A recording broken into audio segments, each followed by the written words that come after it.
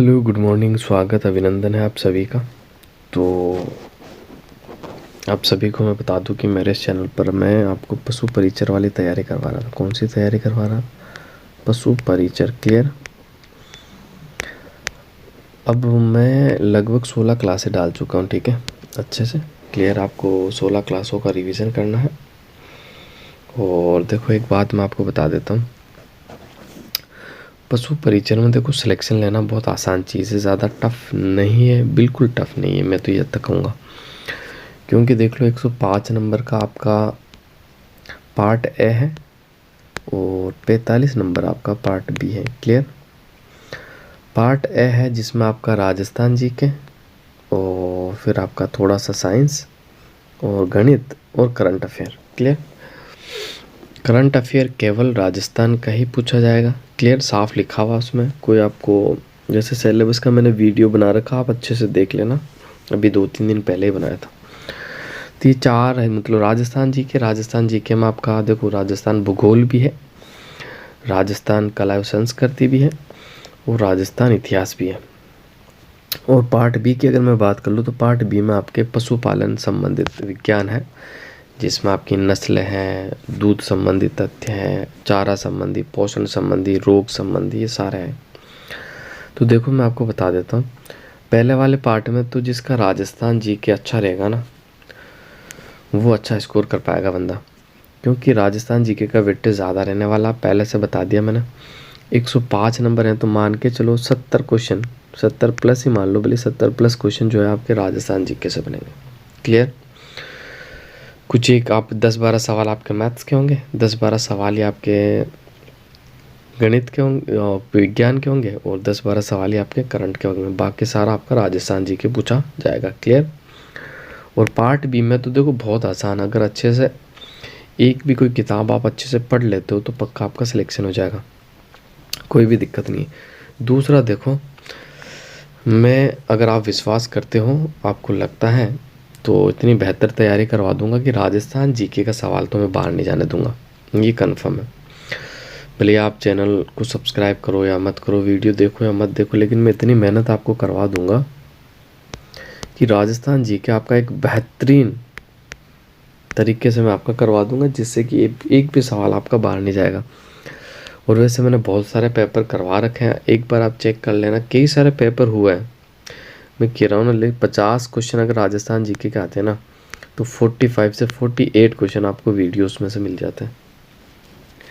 इसलिए आपको कहीं भी भटकने की आवश्यकता बिल्कुल नहीं है, बस आप तो मन लगा के पढ़ाई करें। और अभी आपके पास देखो 4 महीने हैं, आपको डेली के 6 से 8 घंटे तो डेली के पढ़ना शुरू करो आप। इसमें आप डिवाइड कर दो, 1 घंटा आपका साइंस का, 1 घंटा आपका मैथ्स का, करंट का, ठीक है, राजस्थान जीके, फिर आपका सेकंड पार्ट जो है उसको डिवाइड करके पढ़ना सीखो। तो अगर चैनल पे नए हो तो चैनल को ज़रूर सब्सक्राइब करना। तो आज अपनी जो क्लास रहने वाली है, ये पशु परिचर की आपकी कौन सी क्लास रहने वाली है? तो 17 नंबर, यानी 17वीं क्लास आपकी पशु परिचर की रहने वाली है, बिल्कुल आपको याद रखना है। तो बढ़ते हैं आप क्वेश्चनों की तरफ, देख लेते हैं क्वेश्चन आपके क्या हैं। तो ये लो,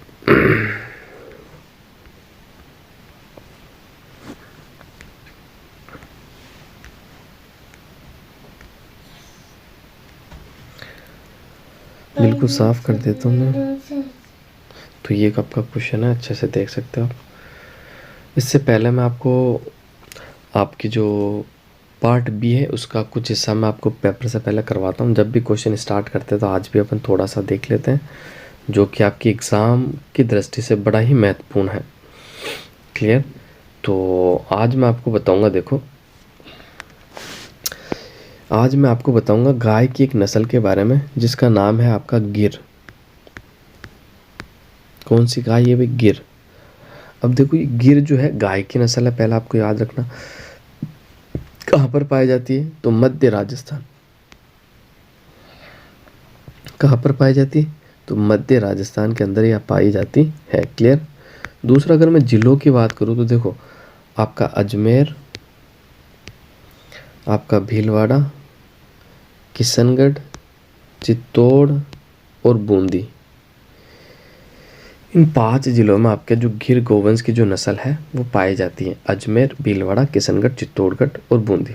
अब इसकी विशेषता की थोड़ी सी मैं बात कर लूँ तो देखो, ये मूल रूप से ये गाय जो है गुजरात की है, इसका उत्पत्ति स्थल आपका गुजरात माना जाता है, ठीक है।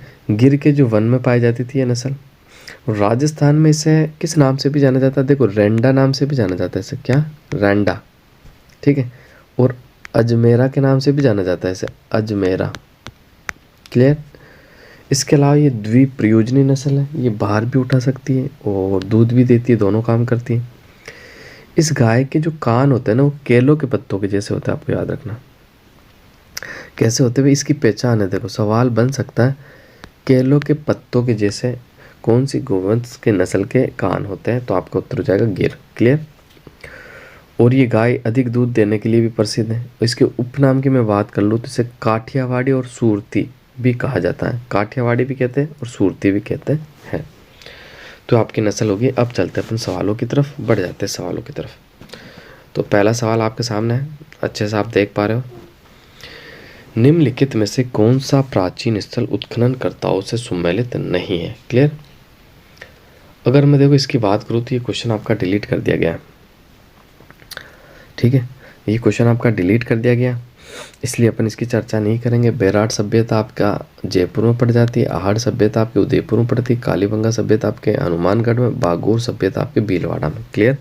बिल्कुल आपको याद रखना। बैराट सभ्यता कौन सी नदी के किनारे थी, बाणगंगा। आहड़ कौन सी नदी के किनारे है, बेड़च। कालीबंगा कौन सी नदी के किनारे, घग्गर, और पुराना नाम सरस्वती है, द्वेषद्वती। और बागोर कौन सी नदी के किनारे है, फली फूली ये सभ्यता है, तो आपको बिल्कुल याद रखना बागोर सभ्यता जो फली फूली है वो बनास नदी के किनारे, क्लियर। बनास। और तो अब आगे बढ़ते हैं। ये क्वेश्चन वैसे आपका डिलीट हो गया था तो इसकी चर्चा मैं नहीं कर रहा हूँ, क्लियर। अब आगे बढ़ते हैं। तो अगला सवाल आपके सामने है, राजस्थान में सुरक्षित और रक्षित वनों का प्रतिशत है। तो सुरक्षित और रक्षित वनों का जो प्रतिशत वो है, तो इसके बारे में आपको बताना चाहूँ तो सुरक्षित वन राजस्थान में 56.43, ऑप्शन नंबर बी जो है आपका बिल्कुल राइट आंसर हो जाएगा, क्लियर। अगर मैं आरक्षित वनों की बात कर लूँ राजस्थान में तो 37.05% आपके आरक्षित वन है। रक्षित और सुरक्षित तो आपके हो गए 56.43, जबकि आरक्षित हो गए आपके 37.05। अब आपके बच गए अवर्गीकृत वन।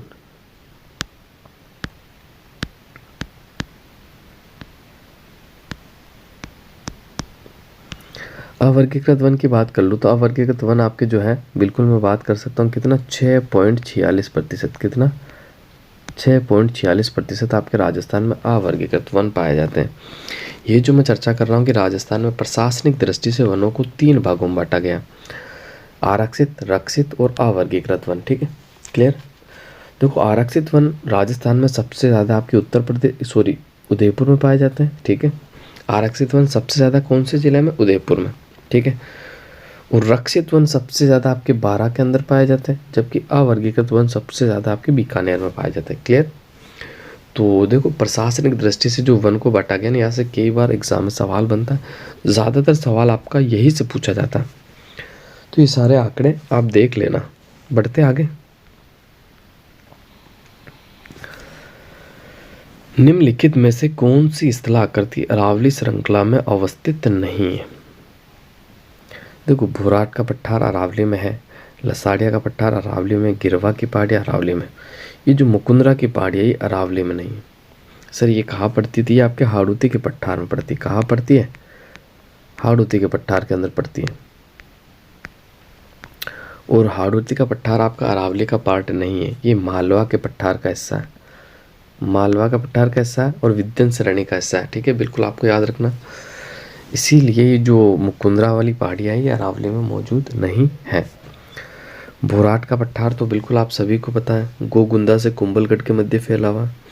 लसाड़िया का पठार आपके उदयपुर में कटाफटा पठार है सबसे ज़्यादा। गिरवा की पहाड़ियाँ की बात कर लो तो उदयपुर शहर के चारों तरफ जो तस्तरी नुमा जो पहाड़ियाँ हैं उन्हें गिरवा के नाम से जाना जाता है।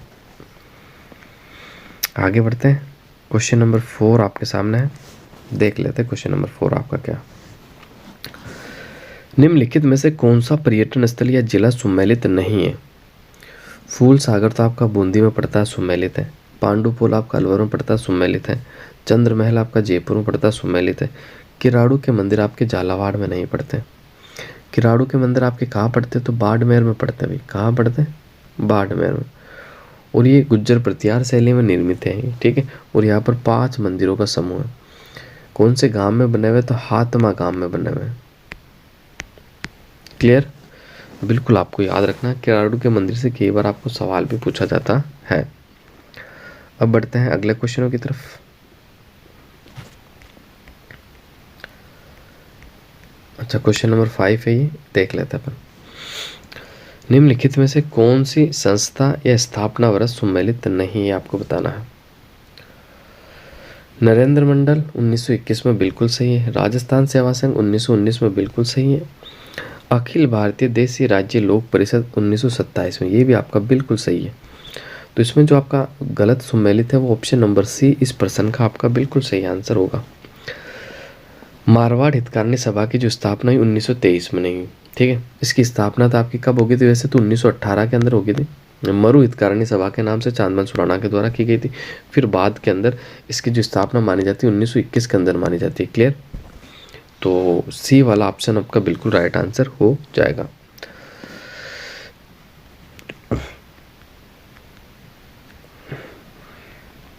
ये देखो, पॉलिटी आपके पूछा नहीं जाएगा तो मैं इसको कराऊंगा भी नहीं, क्योंकि अपन सिलेबस के हिसाब से पढ़ेंगे, फालतू कचरा बिल्कुल नहीं पढ़ेंगे ज़बरदस्ती। तो क्वेश्चन नंबर 7 देख लेते हैं। निम्नलिखित में से किस दुर्ग को राजस्थान का वेल्लोर कहते हैं? तो राजस्थान का वेल्लोर किसे कहते हैं? बैसरोडगढ़ को कहते हैं। ऑप्शन नंबर सी जो है आपका, ऑप्शन नंबर सी जो है आपका बिल्कुल राइट आंसर हो जाएगा। क्लियर? बैसरोडगढ़, जिसे राजस्थान का वेल्लोर कहा जाता है। क्लियर? यहाँ तक आपको कोई भी दिक्कत नहीं होनी चाहिए। बैसरोडगढ़ कहाँ पड़ता है? ये आपके चित्तौड़गढ़ के अंदर पड़ता है, बिल्कुल आपको याद रखना है, ठीक है। और बैसरोडगढ़ राजस्थान का एकमात्र ऐसा दुर्ग भी है जिसका निर्माण किसी शासक ने नहीं, व्यापारियों ने करवाया। किसने करवाया? व्यापारियों ने, ठीक है। और क्यों करवाया? अपनी सुरक्षा के लिए। उस समय लूटपाट बहुत ज़्यादा होती थी, डाकुओं से बचने के लिए बैसरोडगढ़ आपका बनाया गया। एक तो आपके रोड़ा शाह और बेसा शाह, दो साथी, दो व्यापारी हुए आपके, रोड़ा शाह और बेसा शाह के द्वारा इसका निर्माण करवाया गया, इसलिए इसका नाम पड़ा। बेसा शाह के ऊपर भैंसरोडगढ़, रोड़ा शाह पे रोडगढ़, यानी भैंसरोडगढ़ आपका बना, ठीक है। क्लियर? यहाँ तक आपको कोई भी दिक्कत नहीं होनी चाहिए। क्लियर? नेक्स्ट, 31 मार्च 2020 को राजस्थान में सड़कों की कुल लंबाई कितनी थी? तो इसका जो आपका सही आंसर हो जाएगा बिल्कुल 8 का, ऑप्शन नंबर ए आपका बिल्कुल राइट आंसर हो जाएगा। लेकिन वर्तमान की बात कर लेता हूँ मैं, तो 31 मार्च 2022 तक की रिपोर्ट आपके पास आ चुकी है, बिल्कुल नई रिपोर्ट है। राजस्थान में जो सड़कें हैं 2,78,813.23, ठीक है। बिल्कुल आपको याद रखना, 2,78,813.23, ठीक है, 2022 तक। और राजस्थान में जो सड़क घनत्व हो गया वो भी आपको याद रखना, 81.47। कितना हो गया? 81.47। क्लियर? अब बढ़ते हैं अगले क्वेश्चनों की तरफ, देख लेते हैं अगले क्वेश्चन आपके क्या है। क्वेश्चन नंबर 9 जो है ये आपके सामने है। जयपुर, दौसा और अजमेर राजस्थान के किस कृषि जलवायु प्रदेश में सम्मिलित हैं?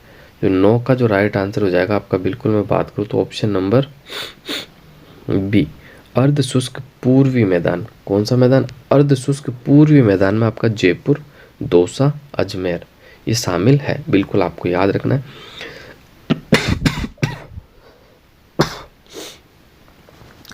राजस्थान में कुल कितने कृषि जलवायु खंड है? तो आपको याद रखना 10 कृषि जलवायु खंड है।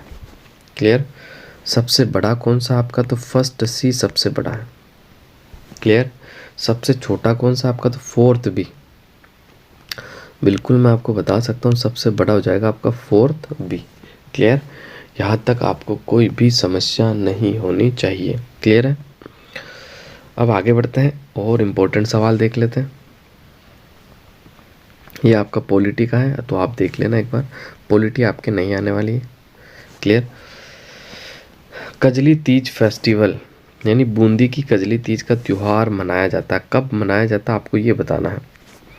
तो देखो इसका जो राइट आंसर हो जाएगा, ये मनाई जाती है आपकी फाल्गुन पूर्णिमा को तो बिल्कुल नहीं मनाई जाती, भाद्रपद शुक्ल तृतीया को भी नहीं मनाई जाती है, चैत्र शुक्ल तृतीया को भी नहीं मनाई जाती। इसका जो राइट आंसर हो जाएगा ऑप्शन नंबर बी, भाद्रपद मास के कर्षण पक्ष की तृतीया को मनाई जाती है। क्लियर? कौन सी तीज? कजली तीज, जिसे आप बूढ़ी तीज भी कह सकते हो। क्लियर? बूढ़ी तीज के अलावा इन्हें भादुड़ी तीज भी कह सकते हो, क्योंकि भादवा महीना में आती है, तो भादुड़ी। और सातुड़ी तीज के नाम से भी इसे जाना जाता है, सातुड़ी, क्योंकि सत्तू खाया जाता है, सातुड़ी तीज। तो 4 नाम मैंने आपको बताए, कजली तीज, बूढ़ी तीज, सातुड़ी तीज और भादुड़ी तीज, और इसके अलावा बड़ी तीज भी इसे कहते हैं। क्लियर?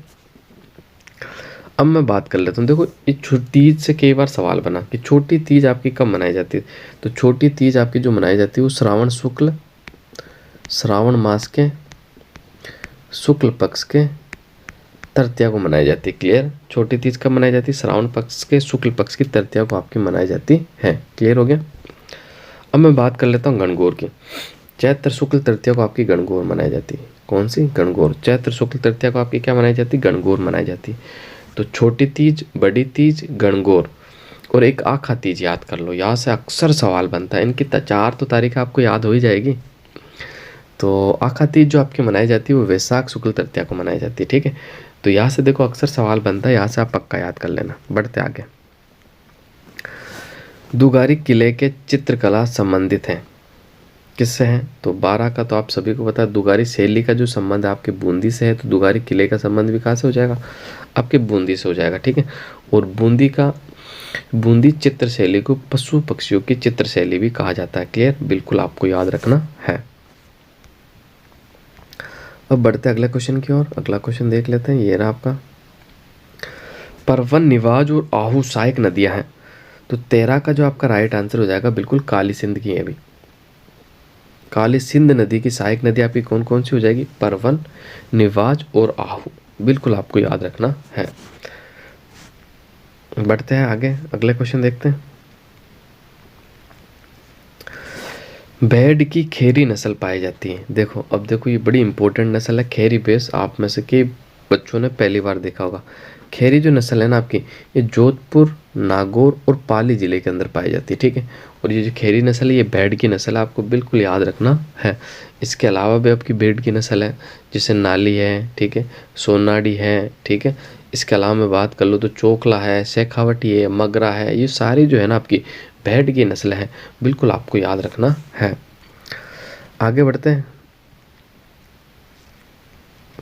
निम्नलिखित युग्मों में से कौन सा लोक देवी प्रमुख मंदिर असंगत युग्म, यानी एक तरफ लोक देवी और एक तरफ उनके मंदिर दिए हुए, जो कि कौन सा असंगत है ये आपको बताना है। ब्राह्मणी माता का मंदिर बिल्कुल सोरसेन 12 में, ये तो आपका सही है। नारायणी माता का मंदिर राजगढ़ अलवर में, बिल्कुल सही है। आवरी माता का मंदिर आसावरा चित्तौड़ में, ये भी आपका बिल्कुल सही है। जिल्लानी माता का मंदिर जसोल बाड़मेर में नहीं है, ये भी आपके अलवर में पड़ता है भाई, बहरोड अलवर के अंदर पड़ता है ये आपका जिल्लानी माता का मंदिर। ठीक है? तो ये जसोल बाड़मेर की तो आपकी जट पट्टी फेमस है। क्या फेमस है? जट पट्टी। जट पट्टी क्या होती है?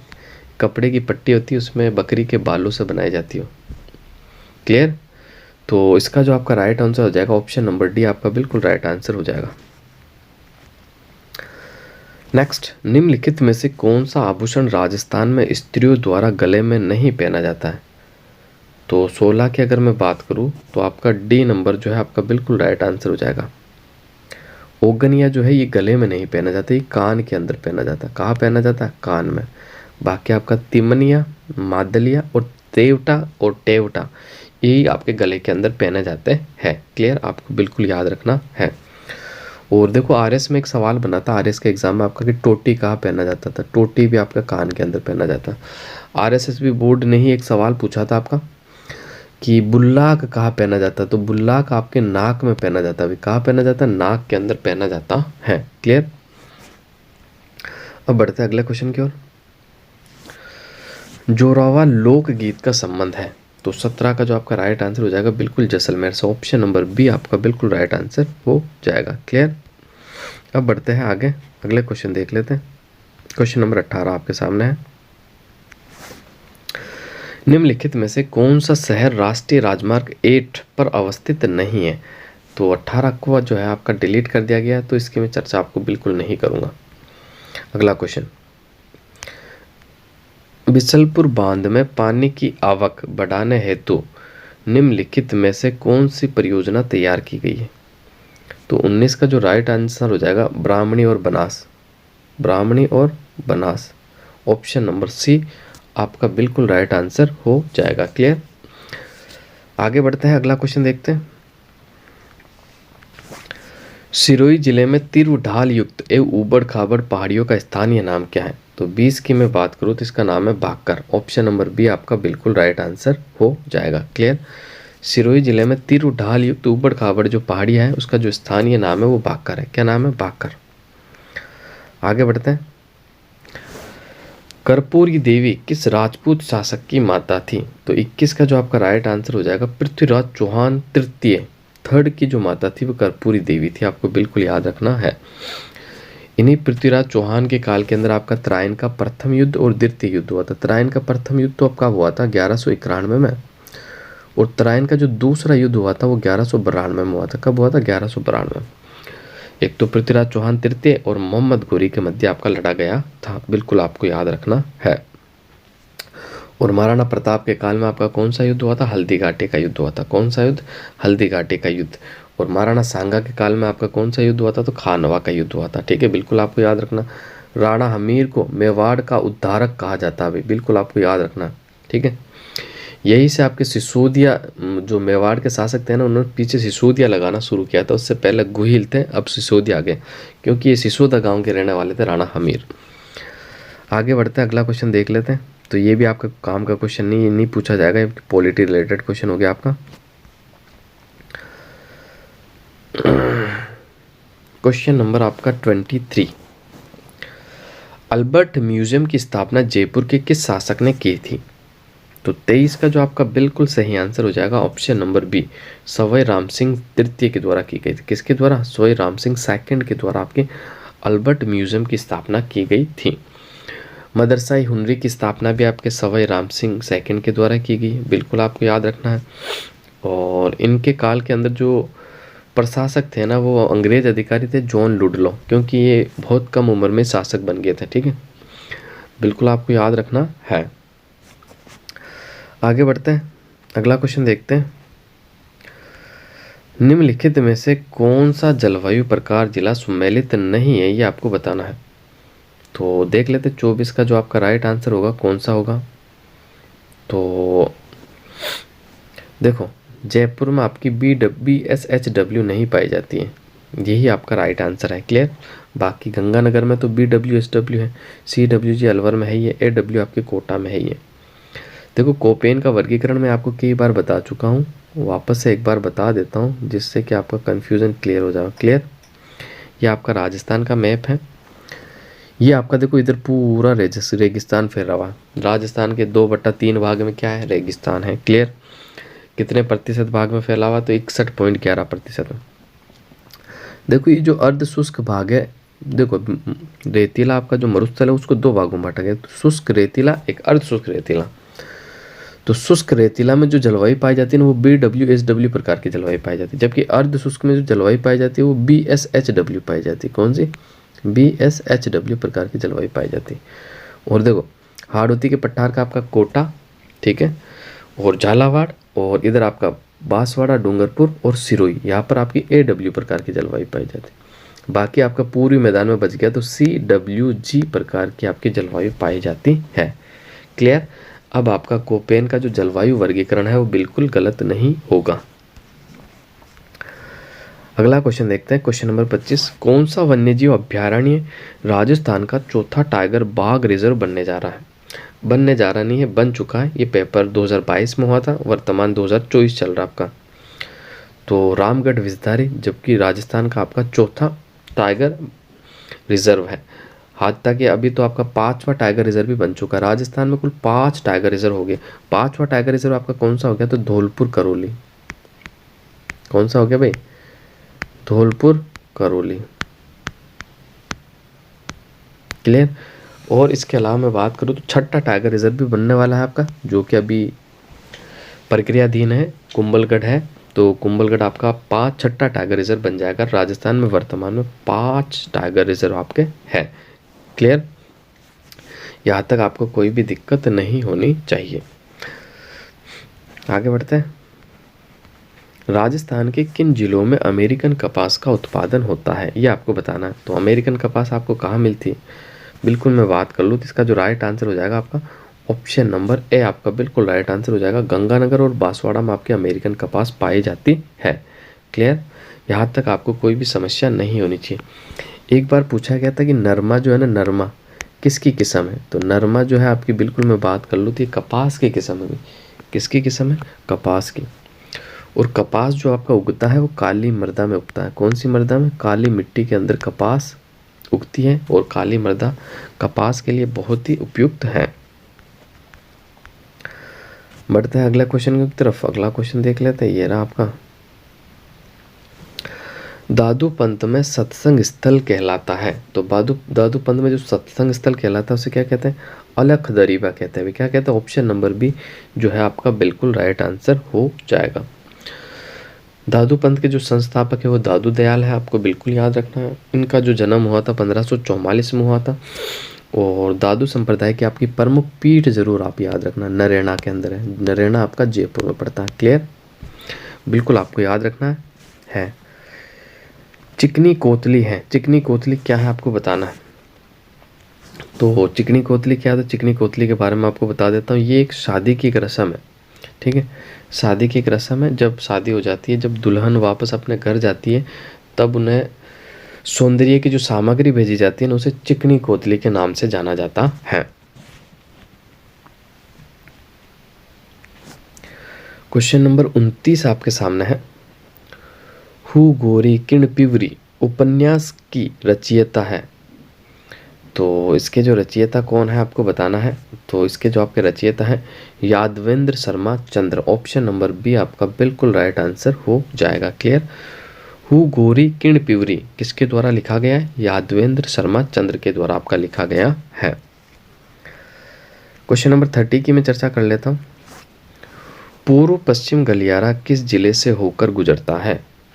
तो इसका जो बिल्कुल राइट आंसर हो जाएगा आपके झालावाड़ से होकर गुजरता है। ऑप्शन नंबर डी जो है आपका बिल्कुल राइट आंसर हो जाएगा। सुमेल का युद्ध कब लड़ा गया। तो सुमेल का युद्ध आप सभी को पता है 1544 में लड़ा गया। कब लड़ा गया भाई, 1544 के अंदर आपका लड़ा गया था। मालदेव थे एक तरफ आपके जोधपुर के राठौड़ शासक, और दूसरी तरफ आपके शेरशाह सूरी थे अफगान शासक। शेरशाह सूरी बिल्कुल आपको याद रखना, जिसमें शेरशाह सूरी की विजय हुई थी, मालदेव की पराजय हुई थी। शेरशाह सूरी ने इसी युद्ध के अंदर एक वाक्य भी कहा था जो बार बार पूछा जाता है कि मुट्ठी भर बाजरे के लिए मैं हिंदुस्तान की बादशाहत खो देता। क्लियर, ये जो कथन है ये गिरी सुमेल के युद्ध से रिलेटेड ही है, बिल्कुल आपको याद रखना है। आगे बढ़ते हैं, अगला क्वेश्चन देखते हैं। तो ये आपका पॉलिटी का है, ये आप देख लेना। पॉलिटी आपके पूछी नहीं जाएगी इसलिए मैं करवा नहीं रहा हूँ। तो डुंडलोद किसके लिए प्रसिद्ध है। तो 33 की मैं बात कर लूँ तो 33 का जो राइट आंसर हो जाएगा, डुंडलोद आपका हवेलियों और परंपरागत सुंदर इमारतों के लिए प्रसिद्ध है। किसके लिए प्रसिद्ध है, हवेलियों और परंपरागत सुंदर इमारतों के लिए आपका डुंडलोद फेमस है।